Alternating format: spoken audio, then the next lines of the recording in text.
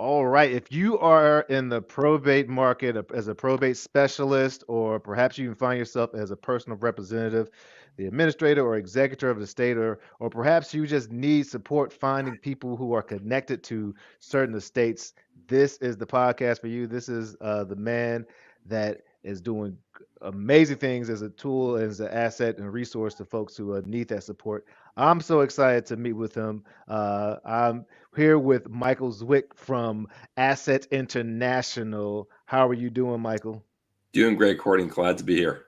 Oh, that is awesome. That is awesome. I'll introduce myself. I'm Courtney with the Life and Transitions Experts podcast. I'm the host as well as the founder and owner of Estate Pro Service. Both are dedicated to helping people through the probate and the estate planning process while generating income and wealth through real estate. And my favorite thing to do is have conversations with life and transitions experts because it's the way that we're going to continue to help people through some of those biggest changes and challenges in their life, and that's one thing that Michael does. So I'm excited about this call. I have to shout out to Bill Gross over at Probate Weekly because it was through him that I was able to find you and connect with you. So shout out to Bill and all the awesome thing he's doing over at Probate Weekly. But Michael, please, can you introduce yourself and share what you actually do? You probably definitely do it better than I could give it justice. So please share with folks who you are and what you do. Well, very briefly, Courtney, I am an attorney turned private investigator. As my, you could see the probate PI, because I specialize in the probate world, finding missing heirs and probate assets, missing heirs. We help out executors or trustees where they can't find or identify everyone who's entitled. Also, we work with real estate investors or real estate buyers who might want to purchase a property where they know the owner has died, but they don't know where the heirs are, so they can work out a deal. So we do that as well. In terms of assets, again, some people, unfortunately, too many people take their information about what they own to the grave, and we'll help Mhm. to find those assets for them. So this is just invaluable for folks who, particularly folks who are as real estate professionals or real estate investors. We know that we often make our money and at the buy, and quite often we have to find folks who are sometimes in some form of distress because that's one of the ways of solving problems that we're able to get the property, earn the right to have the property at a discount. And definitely one of the problems that I've run into many times, and I wish I had met you a couple years ago, and I know people run into is finding the heirs. How common is that for folks? How common is it for folks to just let a property or let thing go because they're not able to find a particular heir? Do you? I mean, yeah. How booming is, I guess, business for you? So the real estate area is definitely a growing area of business for us within the last year or so. I really, frankly, don't have statistics. I just kind of Yeah. work when we get a case that comes in. But it definitely happens. I mean, especially with society the way being it is now, with every people moving apart, people growing older, but sometimes they don't have children, so their next of kin might be their first cousins, who might not necessarily be in touch with, like I have a number of first cousins, some of whom I'm very much in touch with, and some of whom I haven't spoken with in years. No bad blood. It's just different lives, different ages, different geography. So it's just part of life. It's not a matter of the heirs leaving behind the real estate that they don't know about so much as it is they don't even know they're entitled to a share of it in the first place. That is a great point. I was actually speaking to a client yesterday, and he was just disturbed because he said his father assumed, like a lot of us assumed, that we're going to live forever and didn't have his estate in place. And there's folks who, because of intestate law, have right or title to some of the property because of a what he thought was a divorce, but didn't go through, and children who were part of her family, and they don't aren't connected. So I may have to actually connect you with them to see how you might be able to support them because, again, this thing happens more common than not. How did you find yourself entering this world coming from the space of being an attorney? How did this say, okay, this is where I'm going to hang my hat and really serve people? So I was practicing law, and many years ago, more than I like to admit, a friend came to me, realizing that there's money sitting in government treasuries, just unclaimed property or other government treasuries, that's just sitting there waiting to be claimed. And we started our business as a little bit of side hustle before side hustle was even a thing. Yeah. After about 2 years, he and I and another partner, we realized we were onto something, and we just closed our whatever our day jobs were and went full time. And Wow. that was about 20 years ago. And then we kept growing and adding to the markets we were working in. You're realizing after a while doing the unclaimed property that we should go kind of upstream in terms of where the money's coming from and deal with missing heirs in probate cases. Okay. Okay, that makes okay. All right. Well, it's interesting because one of my biggest fans on my channel is my mom, and she's always Isn't that always the president of everyone's fan right. club? Hey, number one fan, right? But she's always like every other year sending me information saying, "Hey, you need to check out this unclaimed asset, or these unclaimed, yeah, assets." How do you distinguish yourself from? I mean, I'm not even sure if there's actually scams, but I mean, I'm sure that people may be suspicious when they are contacted by someone saying, "Hey, did you know that you own this piece of land or you have this right to this property there?" Do you deal with that a lot? And if so, how do you address that? Yeah, one of the I guess mantras in our company for a long time has been that our biggest competition is not another company; it's skepticism. So Yeah. we've worked really hard to establish our credentials. So people can come to our website; they can see all the coverage we've gotten from positive news coverage we've received from very well-known publications like the Washington Post, the Detroit Free Press, that have Right. featured us and showed we're a legitimate operation. We tout the fact that we have an A+ rating with Better Business Bureau.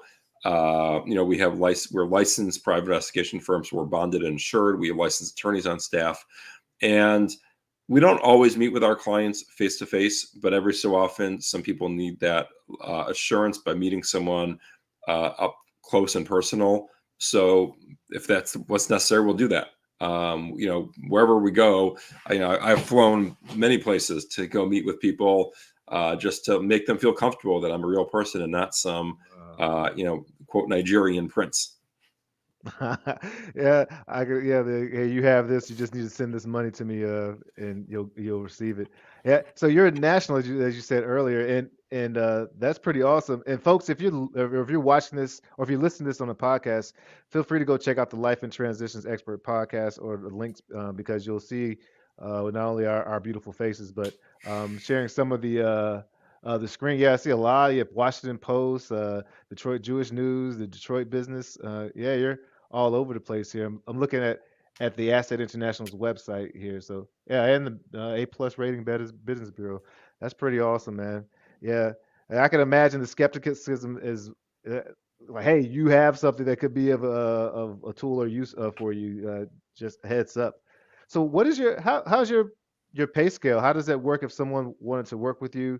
Um, I guess if they're coming to you saying, "Hey, I need a personal representative. I need support finding these heirs. I'm the representative," or whatever the case. What does it look like when it's tapping your services? So we work strictly on contingency fee basis. Oh wow. So when it comes Mhm. to finding heirs, basically our model in very simplistic terms is we find them, we'll say to them, hey, we've located money or other assets you're entitled to. In exchange for a Mhm. percentage, we'll tell you where it is and we'll get it for you. When it comes to doing asset recovery, we're working from the opposite perspective where we don't know necessarily what's out there. And someone comes to us, so the executor will hire us to do an asset search, not only do an asset search, but also do the legwork to recover those assets and get them turned over to the executor. And again, we work on a contingency basis, so we can only get paid a percentage of what we deliver. Oh wow. Okay, that's pretty good. So you either it's all going to be a conversation up front beforehand, and so contingency based. Yeah, so That's actually too. we'll talk to, especially for the asset recovery. When it comes to finding the owners, we already know the assets there, so we don't have to we obviously have to make sure we're contacting and signing the right person. When it comes to doing the asset recovery, we'll obviously do a little bit of due diligence to uh, determine whether it's a worthwhile case for us. If they call us, if throughout in the conversation we find out that the person who passed away was only, say, early 20s, or never worked a day in his or her life, we probably won't take that case because the odds of us Wow. finding assets that are out there are minimal. Well, that seems to be you know, that's where you establish a trustworthy, business, not just taking on any person who's willing to, throw some funds or some time towards you. I'm pretty sure it saves you time as well. Um, so how do you get people to know about you and about the work? How do people are able to find you? So most of our work comes from probate attorneys Hmm. or people who are in the probate world. Could be obviously people like you or Bill that you mentioned before who are actively dealing with probate assets. So we will. I'm very active on LinkedIn and in I was network. going to mention that. Yeah. Network a lot. I'm a member of networking organizations. So just kind of getting that word of mouth really more than anything else. Obviously, when we do get some good media, then it's obviously that can cause a spike in interest where people find out us. We had an article once about us in the Detroit Free Press about our services, and a few days later, a gentleman who was the trustee of his deceased neighbor came up to me and says, "I can't find one of the nephews, and I saw the article about you. Can you find this nephew for us?" And it was about a $500,000 inheritance that had to be Oh handed out, wow. and we were able to find the guy and get him his what he was due. People, if you're a practitioner, it's almost like your duty to be loud. If you have services like Michael, or you have services that you're providing, people need to know about it. If it's just tucked away in the corner, no one's going to know about it. I'm a victim of not using LinkedIn as well as I should. I try to plant a bunch of seeds in, with the content even here, and people are finding me there. But I've just even just my limited time on LinkedIn, I see you all over the place. What has there been some? Well, I guess the two questions. One, if could you give it? Because one, you've already given me advice on how to use, or when I share my links, how LinkedIn and other social media platforms prefer those to be shared. So I really appreciate you being so open and generous with that. Could you give us other entrepreneurs or small business owners tips on how to utilize a platform like LinkedIn to get your voice out effectively? Right. So first of all, as you alluded to, LinkedIn, and I think the other, I should say, LinkedIn is the one I know the best. I know somewhat of Mm. Facebook. Facebook's more kind of a plaything than a business tool so much. And then the other, I really don't do Instagram or TikTok at all. Whether I should is a different story. But I can tell you for LinkedIn, TikTok. LinkedIn algorithms hate links in the post themselves, in the actual Mhm. post, because naturally they're afraid that it'll lead someone away from LinkedIn to another site and then they'll come back. They want to keep you there. Ah, So the key when posting a link to an article or a video or whatever is to reference it in the post and then say it'll be in the comments, and then put it in the comments itself, because the algorithms don't ding you for that. So that's one thing I would say. I would also say, if you're in a um, role or occupation where people need to trust you. You're not mhm. just selling a widget. You got to put yourself out there. Let them know you. Let them trust you. People do business with people they like and people they trust. So put Right. yourself out there. If you notice my posts, it's probably not hard to tell. I do not hire someone to do that. No, A lot of but like it's natural. I make sure to have my pictures of me every so often, just so people know who I am, and they kind of establish my brand as like who I am. The fact that I wear t-shirts, mostly college t-shirts. Today's South Florida. Um, Ah, cool. you can see there's selfies I take on my phone. I don't have any. I mean, I have professional headshot as was shown earlier when you posted on the screen, but it's just about being yourself. Get your own style. Some people are very big with videos. I'll tell you, when I first for a while I did videos every day. Don't make them too long. Be natural. When I first did them, I was awful. I was terrible because I was literally reading a script that I had taped under the camera, and I was reading it, and I was reading it like this. And a friend of mine said, talk to the camera like you're talking to me across the table. Be Oh, animated, joke, laugh, use your hands, whatever. yeah. And it made all the difference in the world. I don't do the videos so much anymore because it's just a little more time. I applaud you, Courtney, because Right. I know you do them pretty regularly. You do great ones. So those are some, and also find groups, find where your audience or target market target audience, for lack of better terms, hanging out. There's so many groups on LinkedIn. You can do a word search, for probate or real estate or whatever, and find the ones that fits for you. Obviously, you want to go to the group set of activity. If you do, there are tons of probate groups, for example, some of Mhm. which have 10 or 20 members, and some of which have tens of thousands of members. And there's regular activity in there. And don't be afraid to reach out to the people in there and start establishing connections. That is awesome, man. I really applaud you too, man, because I think I mean it seems like it's a self-evident truth that authenticity. Everybody has a BS meter, and people are looking for authenticity, Yeah. and competence doesn't mean you're buttoned up and suited and booted and throwing out jargons and things of that nature. It's like I think authenticity can show that we are real humans, and that's something that people will trust Yeah. more, and that leads then you can lead and share the competence Yeah. And one to last thing I would say is yeah. don't jump into sales mode right away. Yeah. Someone I've heard it compare that LinkedIn is basically a massive, never-ending virtual networking event. So Hmm. act there like you would in a networking event. You I wouldn't go up consider to that. someone at a networking event, and literally walk up to them and say, "Here's my card, buy my product." Hmm. You Right. you introduce yourself, you get to know them, you find out what they need, let them get to know you. Then you can get into sales mode. I'm amazed at how many people just automatically launch in sales mode, and I really wonder, maybe I'm missing the boat. Maybe it does work for that, but I can't imagine it does. Well, I think another thing that I heard you say that I'm going to pull from it too is that you mentioned that Facebook was your playground, but LinkedIn is really like where you're sitting. Because like if you're out here thinking about where to go, it may just be possible to pick one and really nail it and figure out what that rhythm of that flow is. Still being authentic to yourself, but what that flow. Because Instagram may be a little different from TikTok, from LinkedIn, from Facebook, and from YouTube. Because it was also maybe a way for someone not to feel overwhelmed. But you definitely have. It seems like you got LinkedIn down, and I need to look into that more because I mean, people are there to do business and Yeah. all. What's one thing that surprised you about? Oh, I'm sorry. You can. Yeah, go ahead and go ahead.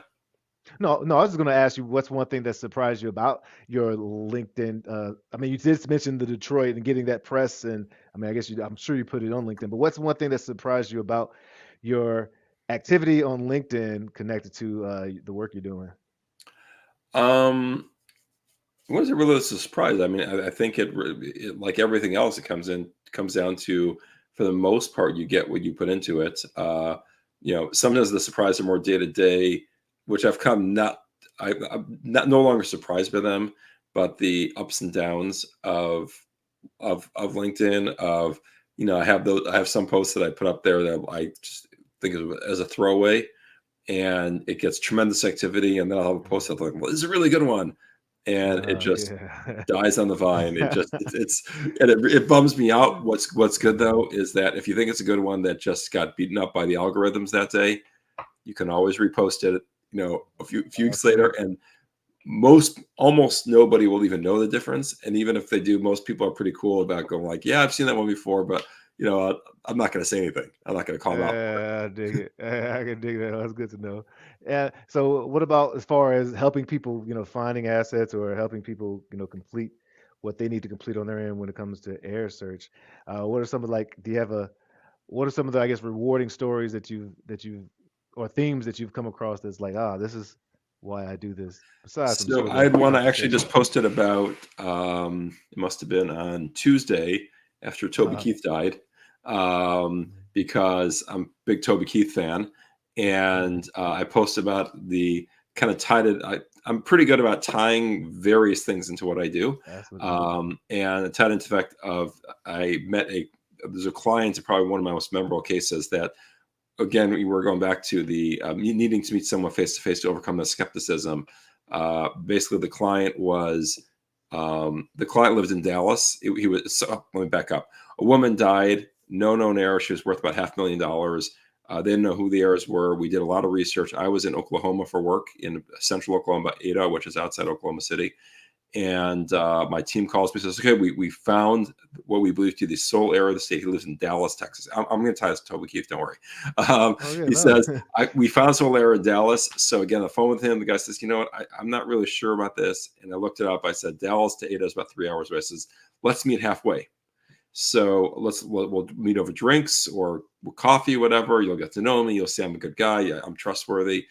So we wound up meeting in, I think it's called Thackerville, Oklahoma. This in the middle of nowhere. There's this massive casino complex in the middle of nowhere. And we met at Toby Keith's. I love this bar and grill. And we had drinks, and I, had this very memorable meeting with this guy who turns out he was more, I guess, homeless from the standpoint of he didn't have his own place. He was basically living out his van, couch surfing at friends' houses. And I told him that on the one hand, his cousin, who we had not seen a number of years, had passed away, and he was the last remaining family member. He was the last man standing, which obviously was very emotional for him. But I was able to soften the blow by telling him that he's going to inherit $500,000. And that obviously, changed his life in terms of being able to, change his way of living. The interesting thing was I asked him, Wow. I said, what are you going to do with all this money? He says, I think I'm going to fix up my van. And I was like, Yeah. it was really interesting to see that perspective of his, whether he hadn't fully wrapped his brain around things or whether that's just like, that was the number one priority. Who knows what was going through his mind. But it was a really memorable meeting. Man, that is life changing, man. That's, challenging to hear. You're the last person, but to have that all of a sudden, those funds available. Is there any type of like post, like, connection to assets and all, or like referrals or support that you give to people, or that you recommend that people at least consider when they come across like all of a sudden new money, if that Yes. makes sense? So, I had another client once who, his father passed away while his mother was pregnant with him, and the father didn't realize it because at the time it was worthless when the father died, but later, 40 years later, it turns out that he owned mineral interests that became very valuable. And all of a sudden, this guy who was living in the backwoods of Arkansas on, trailer that wasn't even his, and didn't even have a driver license, all of a sudden he's now coming into $250,000 plus a recurring revenue stream of oil, royalties from the oil and gas company. And he said to me, he says, what should I do with this money? I said, before you do anything, you need to talk to an estate planning attorney. You need to talk to an accountant and make sure you're doing things right. Financial planner, especially like in his case where he was, I think he was married but had no kids, and per Texas, the property was in Texas. So under Texas law, if someone inherits real estate, the surviving spouse only gets to use the real estate, including mineral interests, for as long as she's alive. But then it goes to his heirs. His only heir was his brother, who he was estranged from. I said, "Do you want your brother to inherit this?" And he said, and he said, "No." I said, "Then your half brother." I said, "Then you better get yourself a good will to make sure that your wife gets to inherit this after you're gone."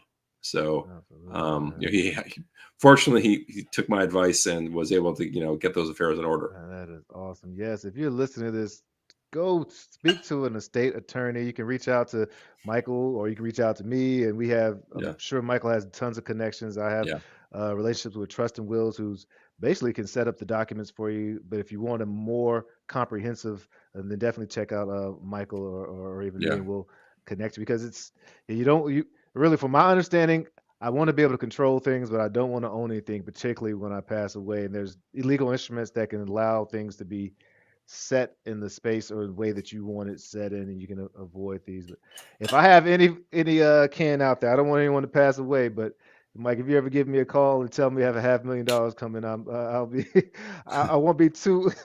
I'll just deal with it then. Let's just say that. Let's say that.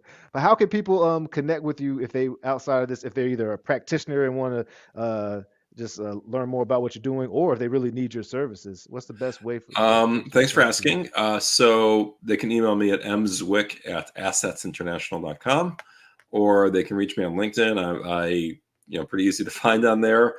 Fortunately, I got on there long ago that I think, if I remember correctly, my URL is linkedin.com/Michael Zwick or Michael J. Zwick. I don't remember which one it is. And they can always call 248-557-4960. Two four eight And five five. I'm sorry, 248 557 557 4960. 4960. And that's M Zwick at assetsinternational.com. Correct. All right, awesome. Sorry, and the other one you're gonna say? I'm sorry, I cut you off. No, that was it. Oh, let's see. Did this work? I'm trying to see if I'm playing with this live Hey, stream. So yeah, it's your rolling mom's going to right be so there. proud of you. Yeah, she's gonna be excited Or about it. I She'll should see say, the thumbs even up. prouder. Yes. So we'll also put that in the show notes as well. I definitely want to be mindful of your time. What are some other, or at least what's something else you would leave our the audience with or folks with that maybe I didn't ask you as you're thinking about this whole nebulous of the probate world and probate PI and assets and unknown finding If assets. like I said, you just, one of the things I say is, there's the old saying, where there's a will, there's a way. And conversely, there just because there's not a will does not mean there's not a way. Ah, When someone does man. that at will, you can still have an estate. You can, the heirs are determined by the state as to who the heirs are.